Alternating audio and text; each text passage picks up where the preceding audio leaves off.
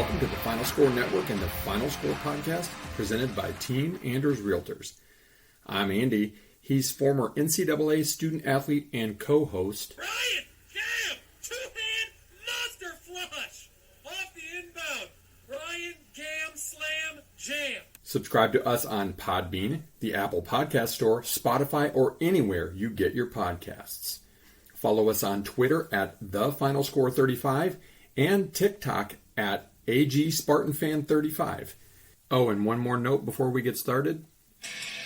I'd like to apologize to anyone I've not offended yet. Please be patient. I'll get to you shortly. It's March 6th, 2023. We're in episode 114. March Madness. We're 6 days away from a bracket being out. And probably 6 days away from us just going crazy on a podcast doing all these brackets. Can't wait for that. It's a great time to be alive. It's getting a little warmer outside.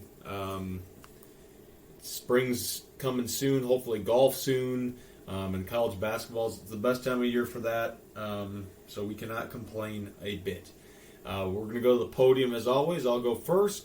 I think I might have talked about this. It was probably a long time ago. I want to reiterate it because it's been on my mind the last couple days because some BS. Teams not being eligible for the NCAA tournament because they move up divisions. This is a joke. The NCAA is a complete joke. We've established that. We've said that a lot in this podcast, but this is the biggest crock I've ever heard. Teams get punished for moving from Division 2 or 3 to Division 1. St. Thomas in Minnesota is an example. They're in the Summit League semifinals. If they make it to the championship, it doesn't matter. They can't get in, even though they moved from Division 3 to Division 1. Got kicked out of Division 3. Because they were too good. That's ridiculous that they can't make the tournament. And then Merrimack's playing Fairleigh Dickinson for the tournament. Fairleigh Dickinson's already in because Merrimack is still in the midst of a transition from Division 2 to Division 1. Enough with this. There's other teams like that too. Stonehill, they were ineligible for their conference tournament. Queen's University, Bellarmine did happen last year with them. It's just stupid. Like, why punish people for moving up a division? I get if they were moving from 1 to 2 or 1 to 3, like Hartford, they shouldn't be eligible for the Division 3 tournament because they have Division 1 guys on their team. But still, this is garbage. The NCAA needs to fix this, but they won't because they have many, many other problems to deal with. It's just, it makes no sense why that's a thing. I have no words for it. They don't know how to fix the simplest stuff. I got another fix for them while they're at it. All right, as we've got, multiple conference championship games or conference tournaments going on for the, the mid-majors or so-called small leagues, the one-bid leagues, no doubt fun to watch. Love the excitement, the buzzer beaters, the upsets. We all love upsets. But here's the thing. How many, losing record 7 seeds or 6 seeds do we need from one-bid leagues getting to the big dance? There are people that are clamoring for 96 teams in the big dance. That's not what the big dance needs. What the big dance needs is to adopt what the Ivy League does. Now, the Ivy League was the last holdout to not have a conference tournament, and they solved that because they wanted to have, the regular season mean something. They solved that simply.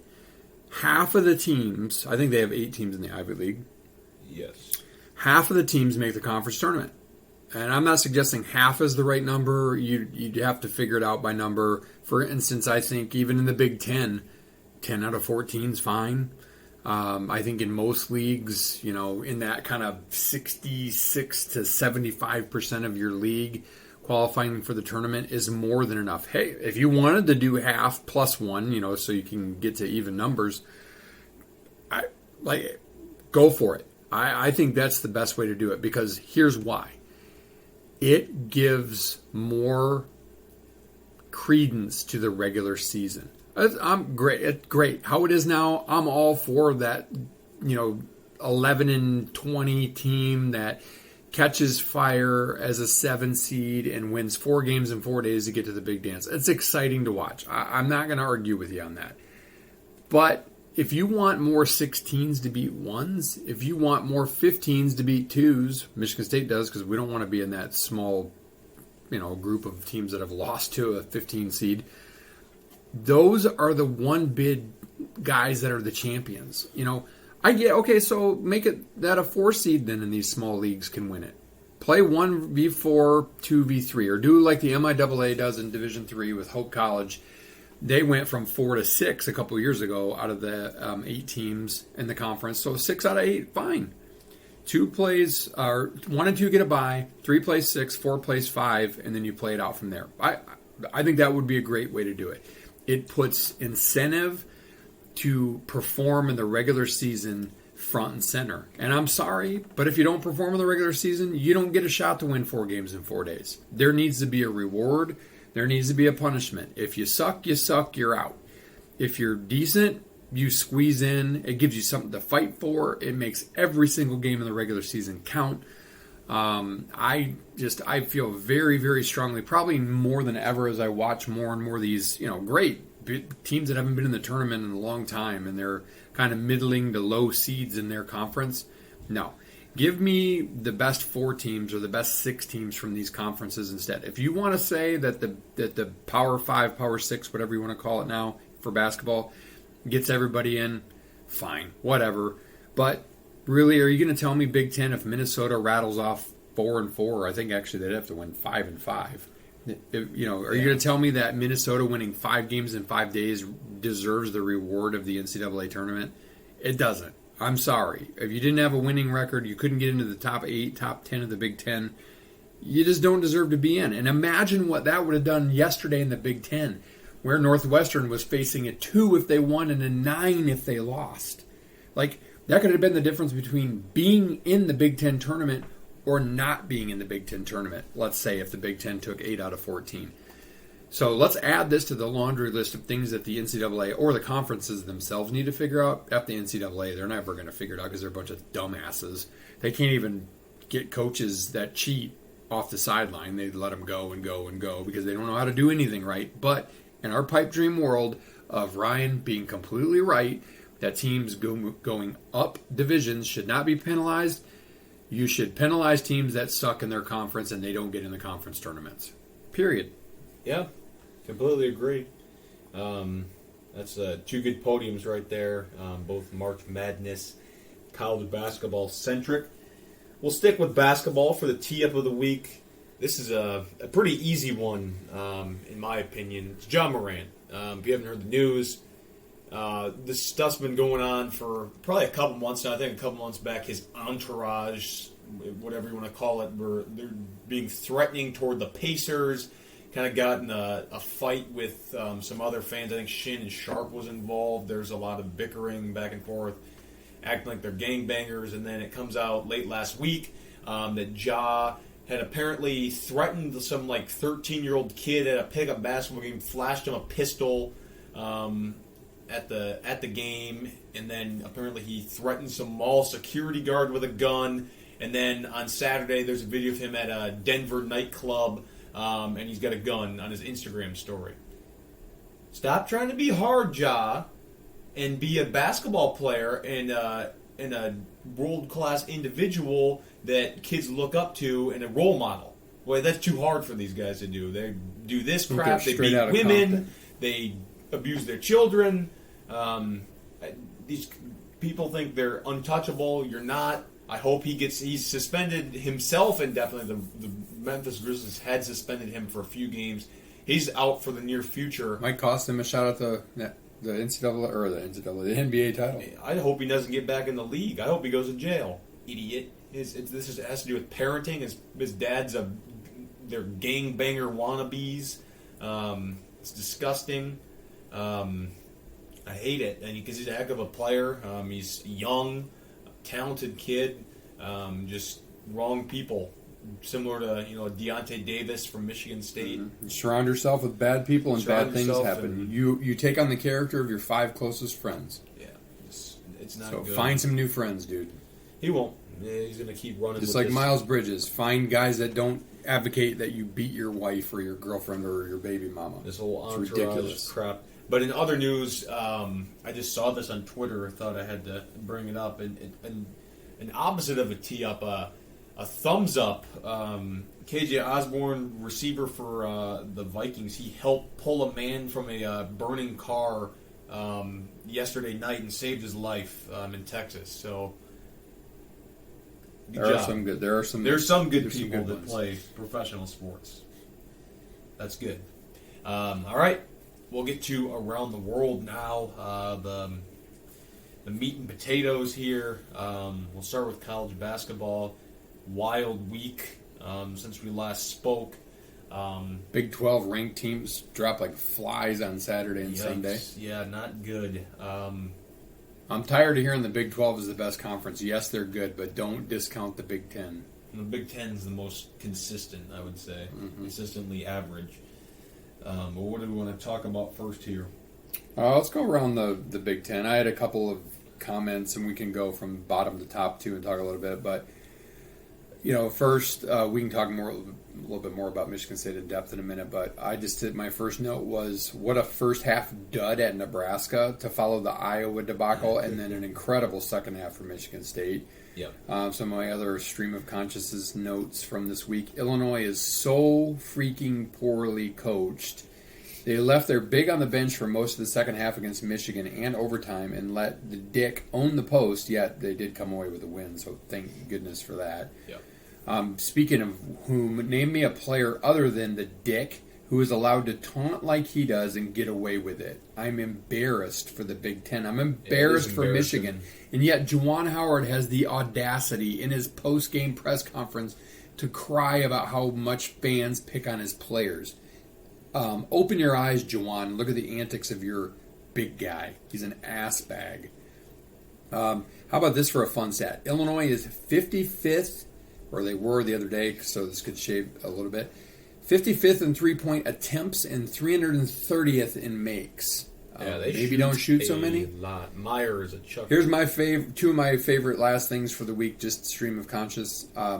First time in the top two finishing in the Big Ten for Northwestern since 1959.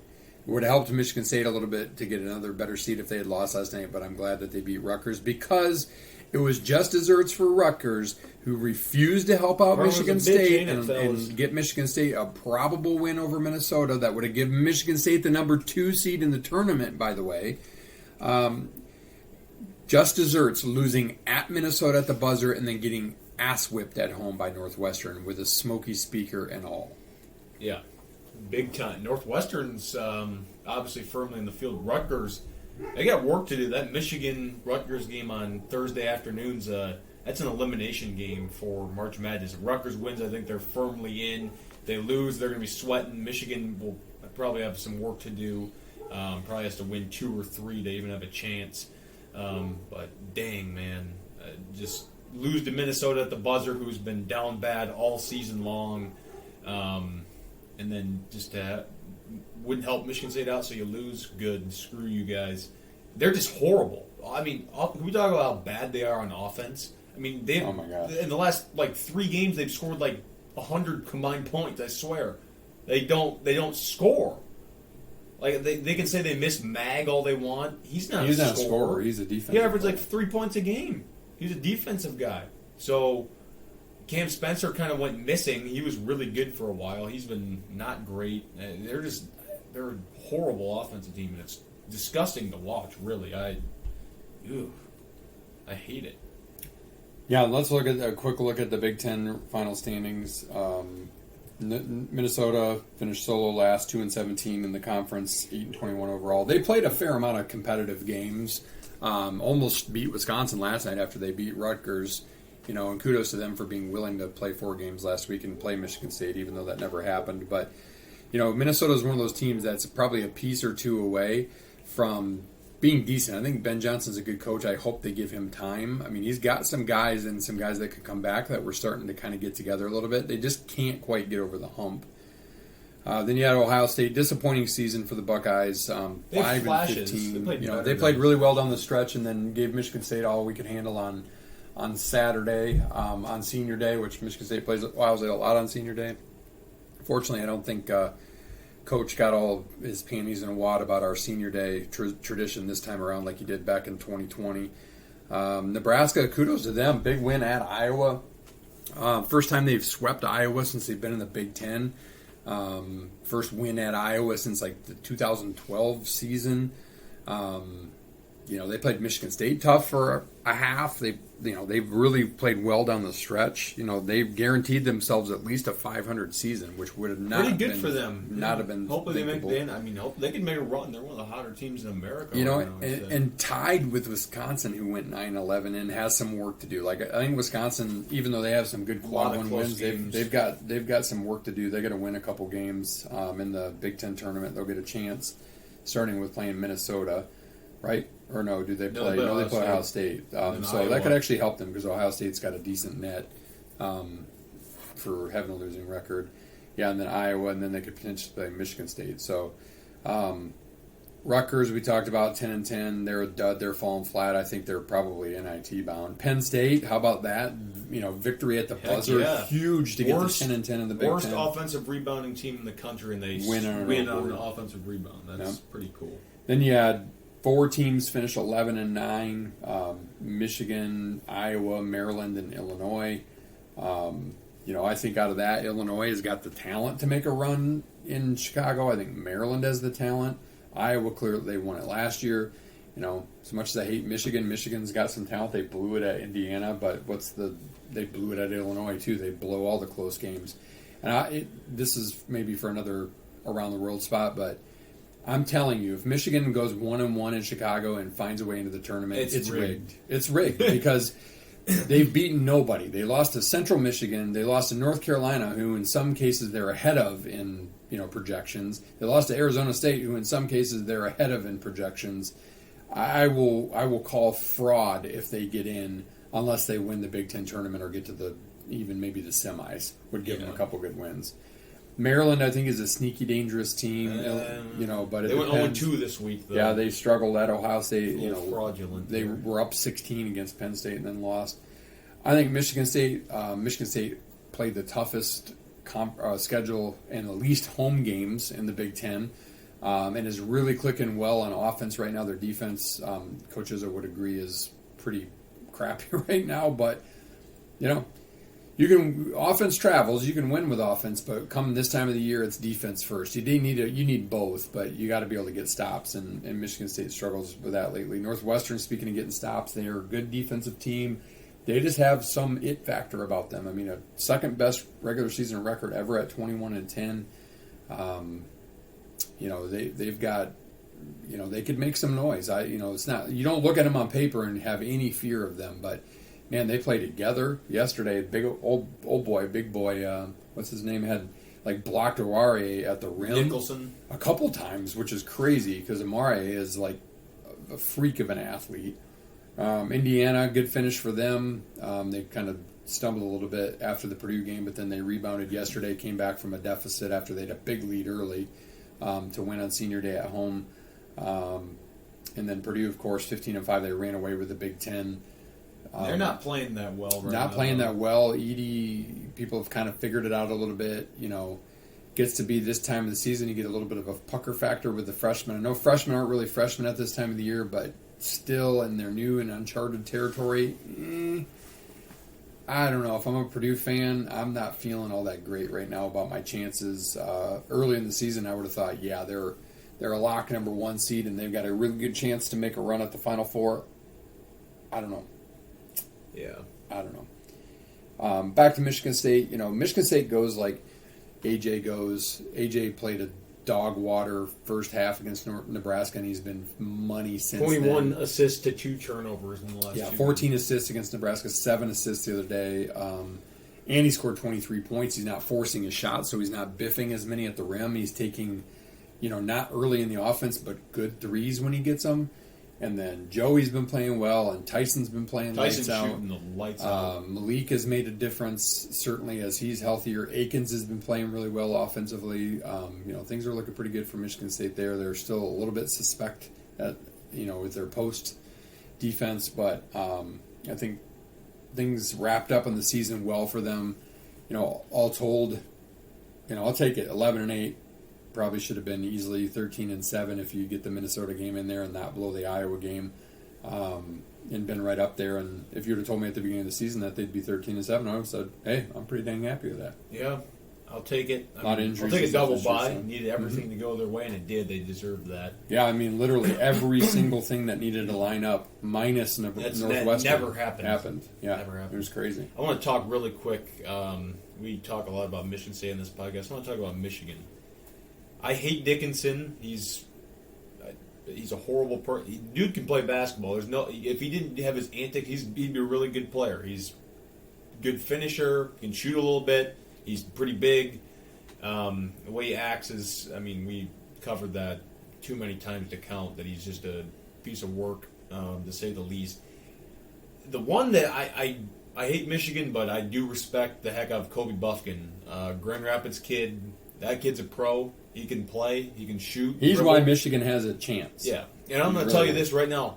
They went away from him at the end of the game. That's why they lost. Because Juwan's got to get his son all the shots and have the ball in his hands, because he's got to get him to the NBA so he can follow with him and ride his coattails. Yeah. Because guess what? Juwan is 1-12 in one-score games as Michigan's head coach. He's not a good coach, guys. They were a borderline 8 to 9 seed COVID year. When the tournament was canceled, they were a 1 seed, whatever. They skipped 3 games against good teams. Ended up not even making the Final Four when they had the clearest path. They had to play an 11-seeded UCLA to get to the Final Four and lost.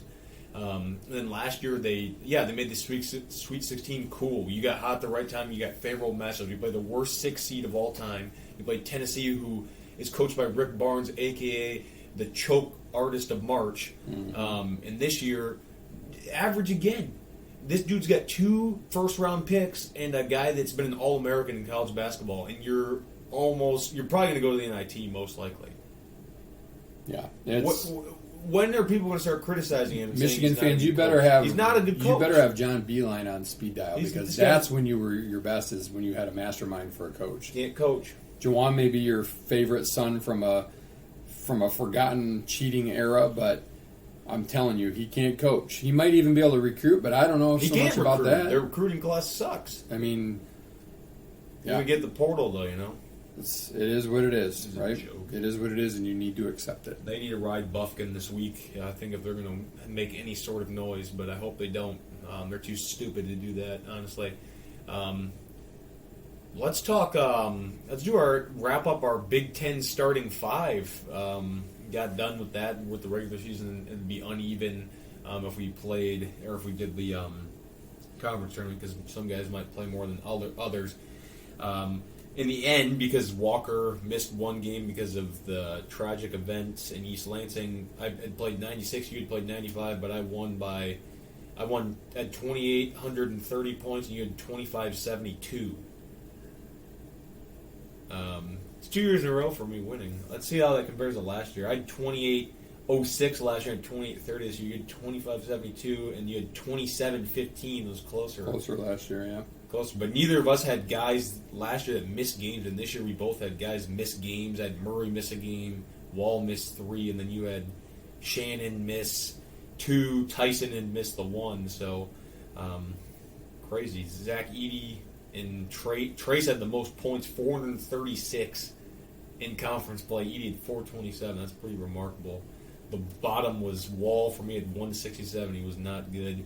Rebounding wise, Edey had 250, Trace 247. That's pretty unbelievable. Close. Assist wise, Jalen Pickett 131 assists in 20 games. That's pretty remarkable. Crazy. Closest to that was 93, and that was Trace Jackson Davis. Blocks wise, Trace 57 of them. Edey had 48. Trace also had 17 steals. Pretty remarkable. Terrence Shannon had 21 steals. Tyson Walker led all of the 10 here with 23, so over a steal a game. Pretty good. And people don't mention him as good of a defender sometimes as he should be getting credit for. Right. Wild. But, college basketball-wise, wrapping up. Some of these mid-major conference tournaments, some are already done. Some tickets have been punched. Southeast Missouri, first time since 2000. Cool, good for them. Only their second tournament appearance. Kennesaw State's going for the first time in their program's history. They won one game in 2019-2020, and they just made the tournament. That's pretty remarkable. Yeah.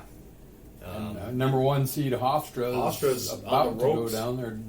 Just clubbed a guy in the face. Oh, and more news. Mark Adams, coach of Texas Tech, was suspended indefinitely for racial comments. And I heard what it was. He was reading a Bible verse that said something about slaves in it. And that's why. I didn't know that, and it's interesting because I flip around. He said to an African American. When I flip around a little bit, and everybody, and I get emails from this site and this site and that site, like, oh, he should be gone, no questions asked. Hold on, woke. Like, let's get some context here before jumping gun. Nobody ever actually gets to the bottom of it. If it was really a Bible verse in the context, it's kind of like the Jody May situation at Albion. Like, I'm so tired of let's cancel for something taken out of context or whatever. So I don't know the whole story. I'm not going to defend the guy, but I'm just saying, let's, in this country, you're innocent until proven guilty. Let's remember that. Okay, people? Let's remember that. All right, what are we moving to for our next spot, Ryan? Bracketology. Right. Hofstra just got fouled on 3, down 3. That sucks. Bracketology. Last week, if you're keeping score at home, 1 seeds, Kansas, Houston, Bama, UCLA, 4 across the board. This week, nothing's changed. I've got the same 4. Kansas lost. Bama lost, almost lost twice. Yeah, well, I think Purdue does not deserve it the way they've played lately. Kansas, Bama, Houston.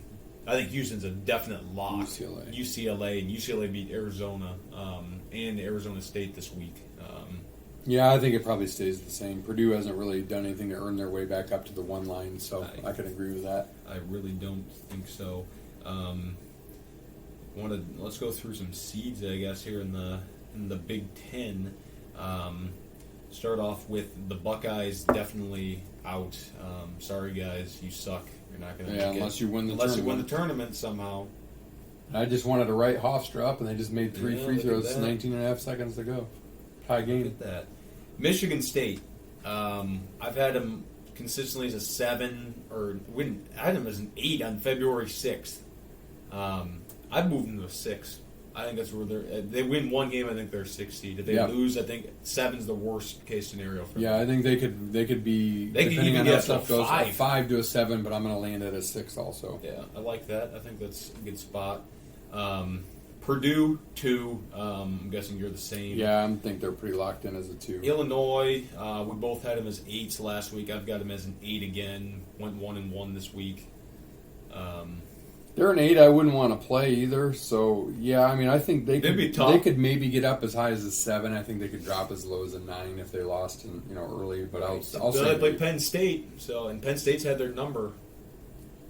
Yeah, they have, and Penn State needs, they really could use more wins. So Wisconsin now, I had them first 4 out last week. I'll keep them in first 4 out. I mean, they lost to Purdue, beat Minnesota hardly. You had them as next 4 out last week. What do you think this week?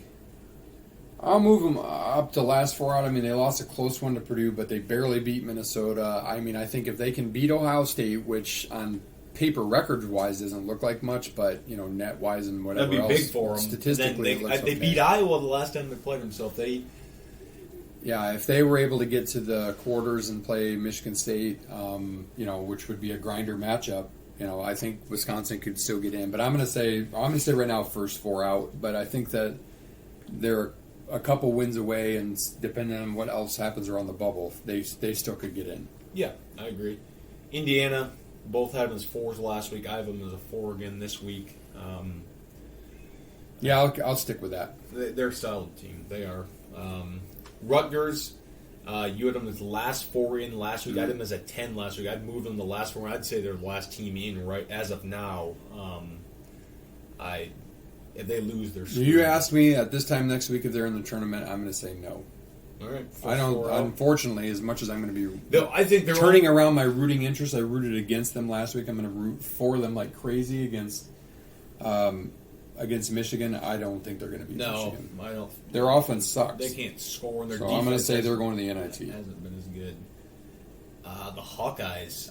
You had them as an 8 last week. I had them as an 8 last week. I'd move them to a 7. I think that's where they end up. But I think if they beat Michigan State, if they end up getting there, they'll be a 7. If they lose in the first, second round, they're going to be an 8. I think their ceiling's a 7. I think their floor's a 10.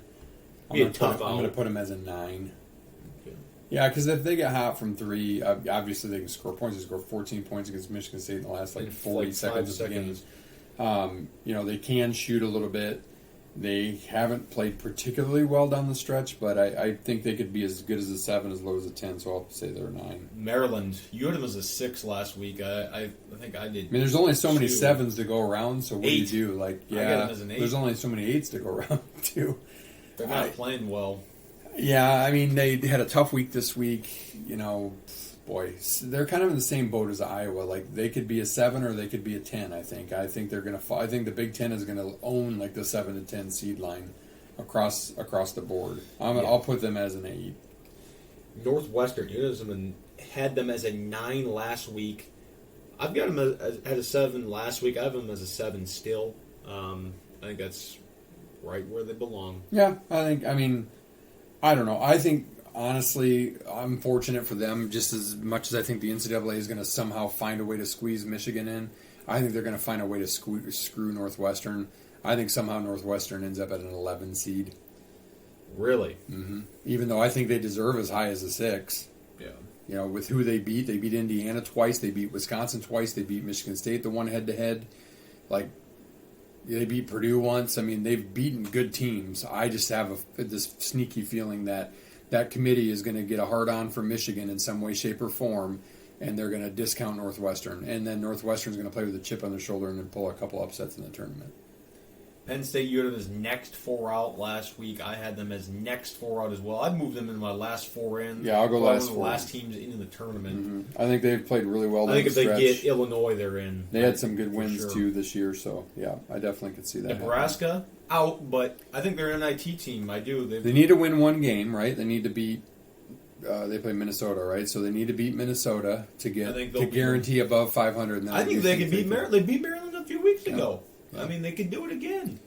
Yeah. Good for them. Yeah, good for Nebraska. I hope they do. I hope Hoiberg's they done a make a really run. good job there. Hope they make a run. Michigan, I had them as first 4 out last week. I've got them in the same spot, first 4 out again. I just have this feeling the NCAA is going to dick the rest of the people in the Big Ten who are going to be so pissed off that they got in. That's my gut feeling, but I personally think they're next 4 out. I don't think like 15. I think they're the 5th or the 6th team in line right now. They have not done enough to impress me.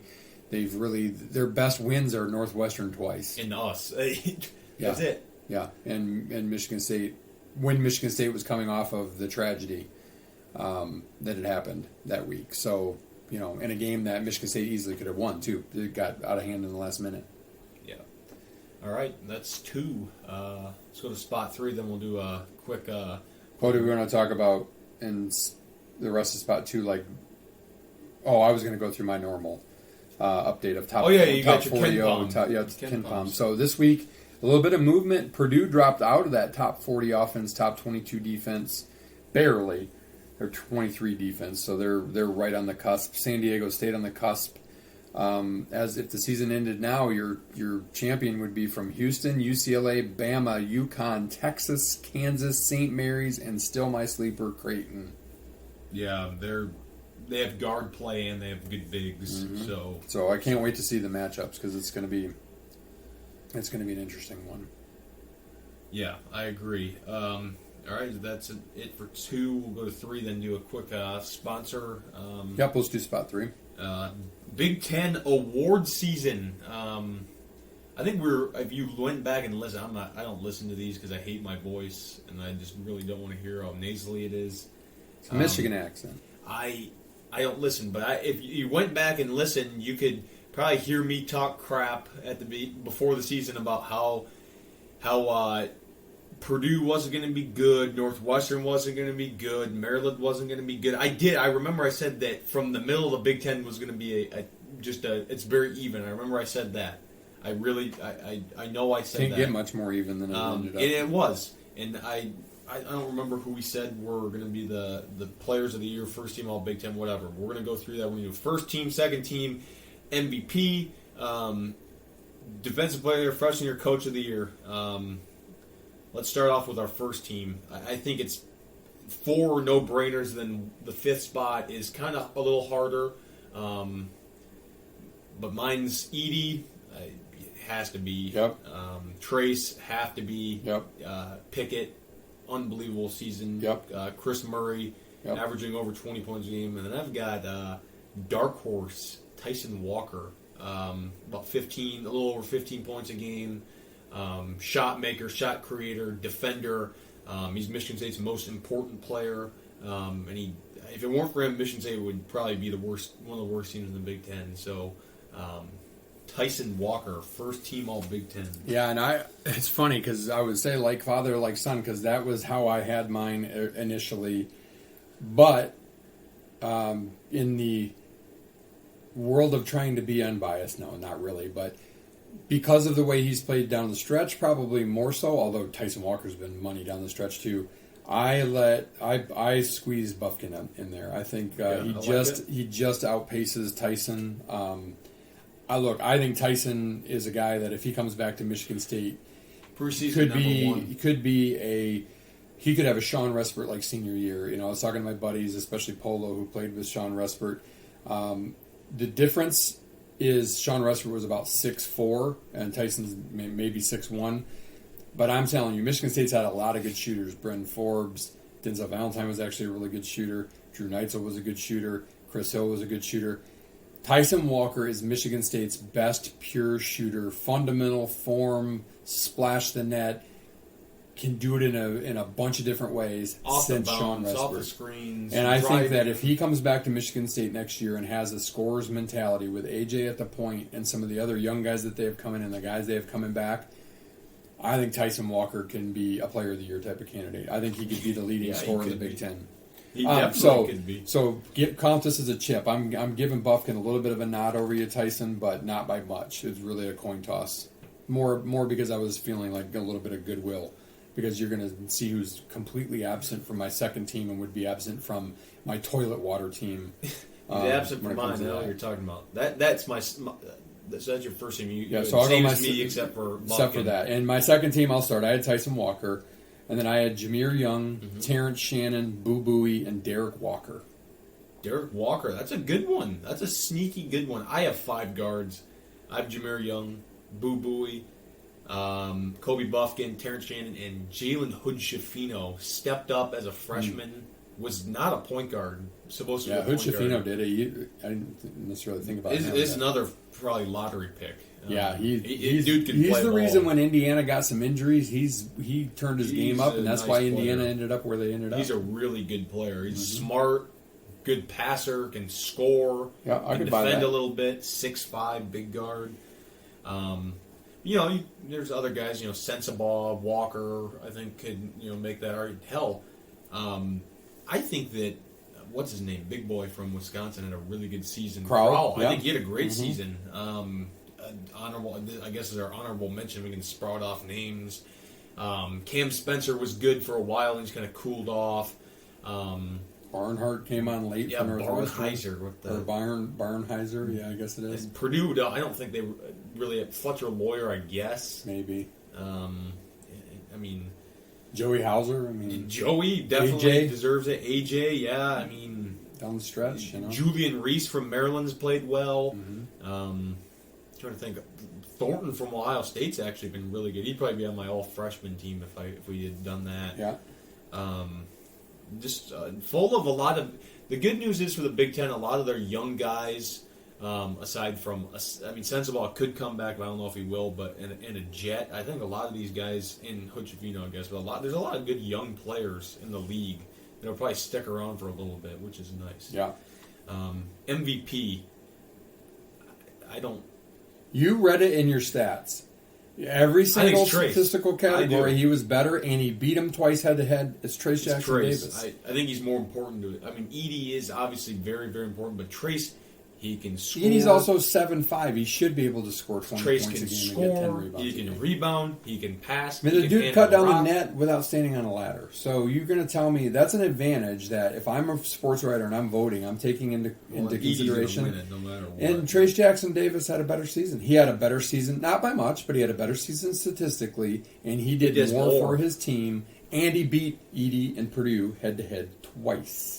So I've got Trace Jackson Davis as my player of the Who's year. your defensive player of the year? I struggled with this a little bit. People keep okay. I think McConnell was a finalist for the national. I didn't think his defense was as good this year as it had been. I went with a guy on his team, More, Yeah, because he's such a good shot rim blocker. protector and a good rebounder. I have Audige. Yeah, Audige is a nice defensive really player good too. defensive player. I actually picked an offensive player of the year too. I didn't remember that we were going to do that, but I pick it. Dude was just a bucket. He was a bucket. He was good.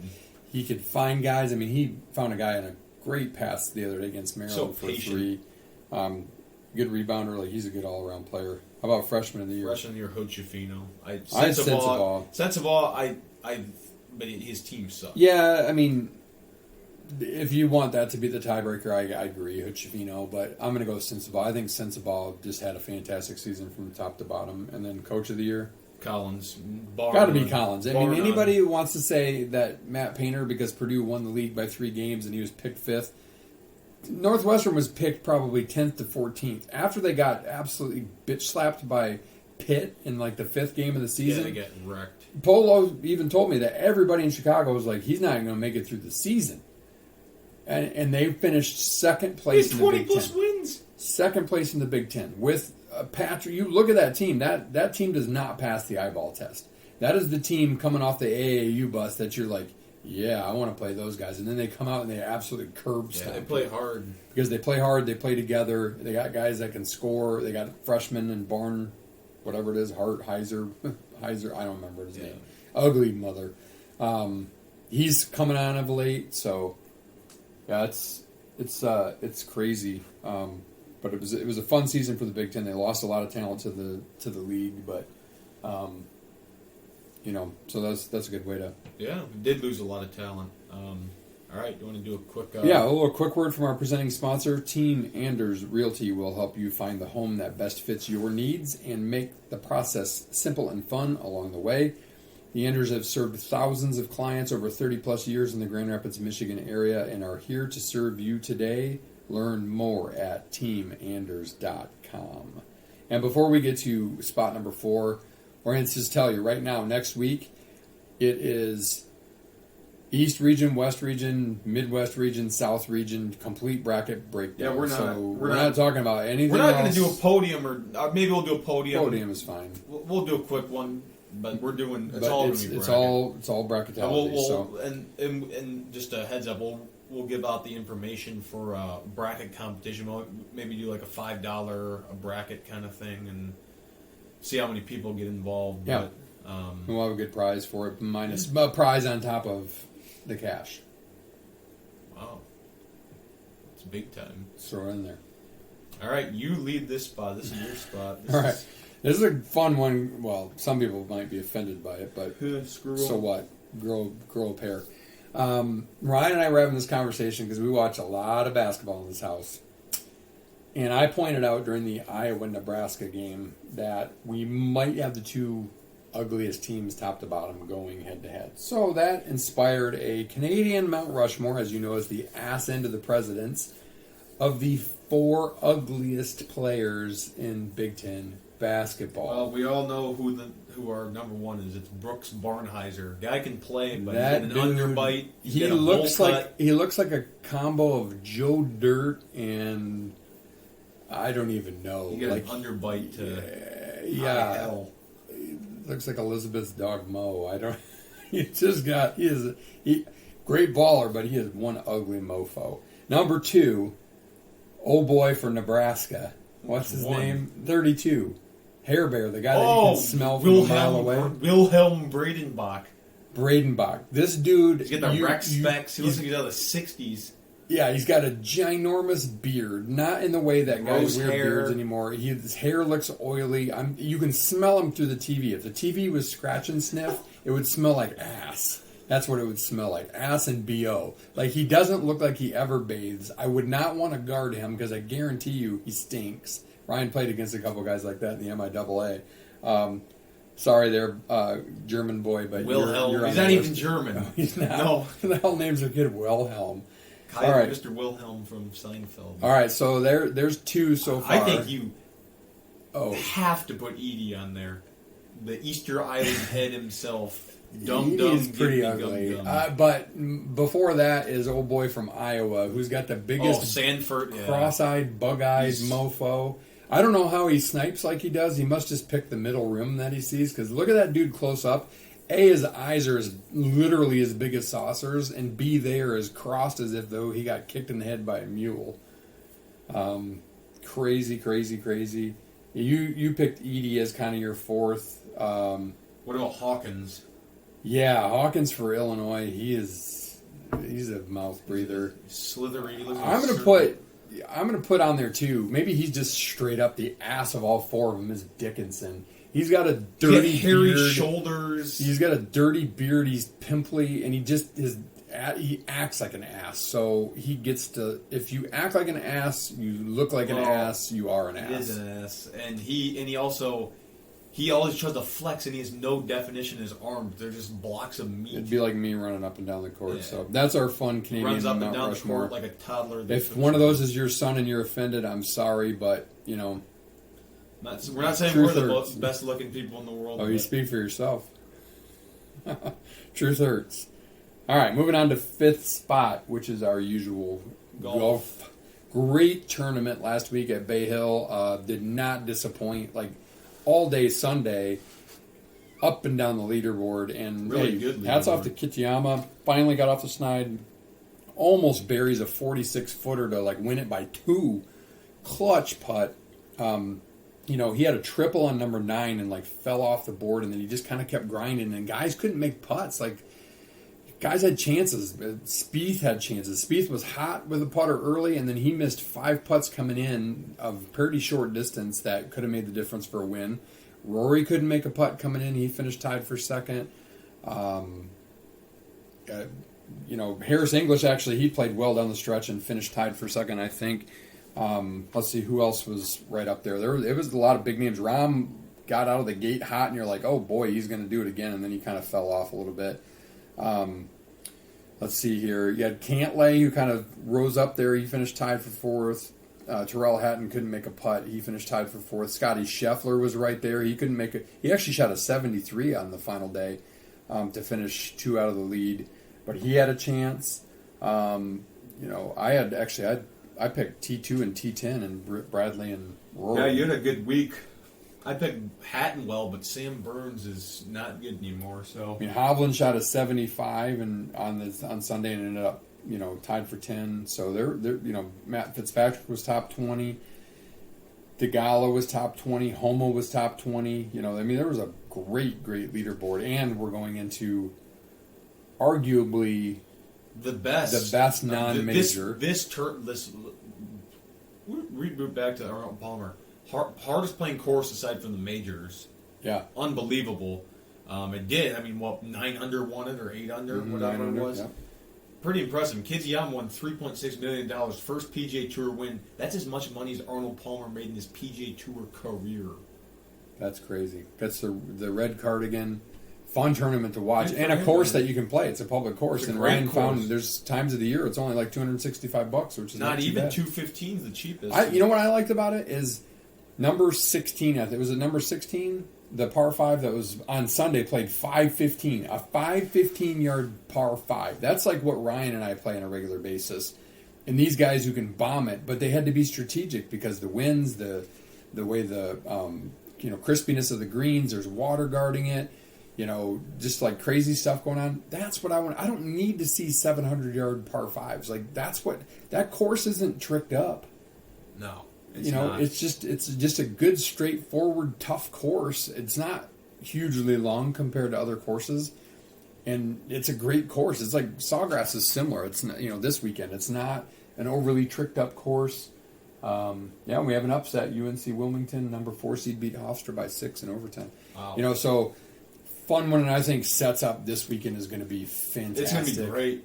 I'm looking forward. Hopefully to the weather stays good. Last year, if you remember, the weather was insane. They had huge winds. It got like a huge temperature swing. It was super cold. Cam Smith won it. He obviously won't be there because he's on the Live Tour now, which is a shame because I like Cam Smith. He's toiling in anonymity, but he's making a lot of money, I guess, for nothing. So good for you. I can't always remember week to week who I picked, but I know who I got this week if I'm allowed to take them. Yeah, you go for it. I got Day and Thomas. No, you've not picked either of them. Jason Day's been kind of playing well the last couple weeks. He's played well all tied for year. 10th. Justin Thomas, I think he was around the top 10 or so last week. Last year, you actually picked Cam Smith to win that, and he I did. Yeah. The TPC. I'm picking a guy that played well this past weekend, and he played well last year at the Players. Hovland. He's weird. He's either really good or he's really bad. Putting's been kind of shaky. Other guy played well for a little bit this weekend. I think he's overdue for a win. Cam Young. He can bomb the ball. I thought about him. He's a nice He deserves player. a dub. Mm-hmm. I like him. Yeah, it should be a fun tournament. Yeah, That's like I'm another excited. course that we can play. It's like about $800, but we could play it. 17. 17. We got a replica in Lansing. We might have to just go play over I and over. played again. it. So All right. yeah. So the question is if you could play golf question of the week, you could play one of these 3 courses, but never the other 2, and you already played one of them, so it doesn't. You have to consider you didn't play there. If you could play Harbortown, we're talking about public PGA courses. Harbortown, TPC Sawgrass, or Bay Hill. If you could play one and never play the other 2, which of the 3 I'd would you probably play? play TPC Sawgrass. Yeah. Yeah, I don't know. I'd be between that and Harbortown. TPC Sawgrass. But we also played Harbortown, so I kind of have an affinity for it because It's a really good I love course. Hilton Head, but yeah, I'll go TPC Sawgrass. Somebody else has to pay for it. Yeah, exactly. I'm not paying Not us. $800. No way. All right. You got anything else golf-wise? Not this week. Okay. Springtime. I heard this on a radio show last week, and I thought it was it made me immediately put this in the notes. Because, in football, obviously, there's there's rivalry trophies in college football. Should there be rivalry trophies in college basketball?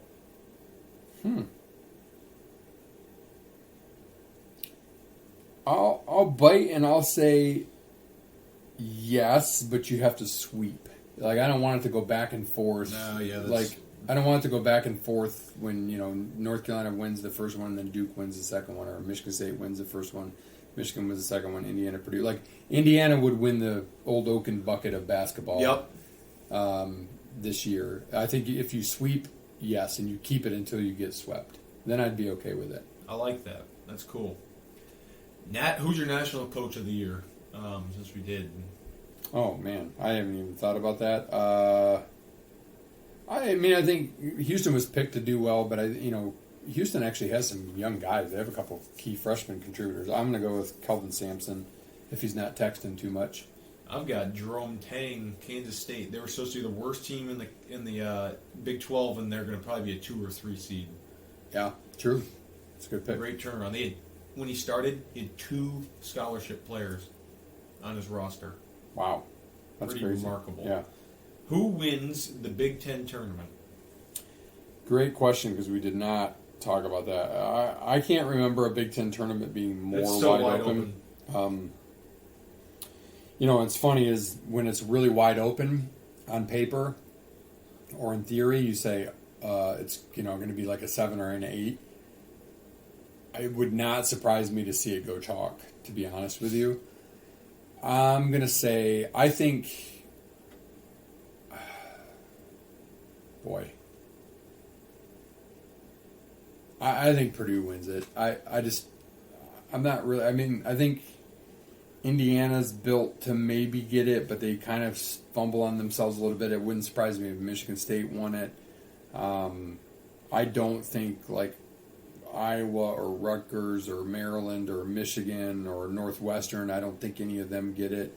I think it's going to come out of Purdue, Indiana, or Michigan State would be my guess, and I think it's probably going to be Purdue. I'm saying Indiana. And it might make Purdue a number 1 seed. Yeah, you never know. That's ripe to get picked off by 16. Or an 8 or 9. Right. Yep. All right. March Madness in like a social setting, like in a bar or a casino or something like that, or in the comfort of your own home. You know, it's a good question, because if I'm watching Michigan State, I prefer to watch it in front of my own TV, whether it's at like I'll be in Orlando during the first weekend of the tournament. You know, in that case, unless they're in Orlando and I can watch them in person, I would say probably at home, because then I can kind of scream and yell and act a fool and I can hear what's going on. Yeah. But the rest of it, I would love to watch it in Vegas. In fact, we tried to make our golf trip to do that, but it was going to be too crazy expensive. We'll probably be watching most of the games, me, Dauber, and Chris, in our condo between rounds of golf down that weekend. But yeah, I think probably if it's Michigan State at home, but if it's everybody else, public setting. I'm with you. I think it'd be fun to celebrate the upsets. To go to like a sports book in Vegas and just sit at the bar, have some food, have a bunch of TVs. Bad enough to get just booze piled on you. That'd be fun. Yeah. That's 114 of these bad boys. Is that 4 spots already in the sprint? That's 5. Yeah. Quick one. Oh, really? Well, sprint. I'm used to a pop culture. I didn't have question. one. I didn't have a good one. I was trying to think of one. But We need to have a Curb Your Enthusiasm one. Lord. Great show to watch, by the way. Pretty good. Pretty good.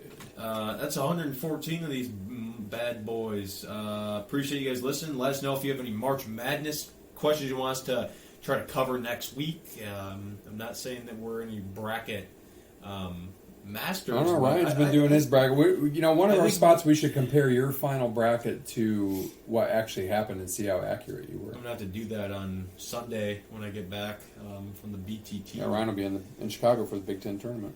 Looking forward to that. But yeah, I appreciate you guys listening. Enjoy this week, championship week. Watch basketball every single day. It's almost here, folks. We got good golf. We got good golf this weekend, too. Don't forget about that if you're a fan. Players is second to none. Best field. It's going to be fun, but we appreciate you guys listening. Couldn't do this without you. Meantime, as Marwan Washer once said, this madness has reached us, and we have to deal with it.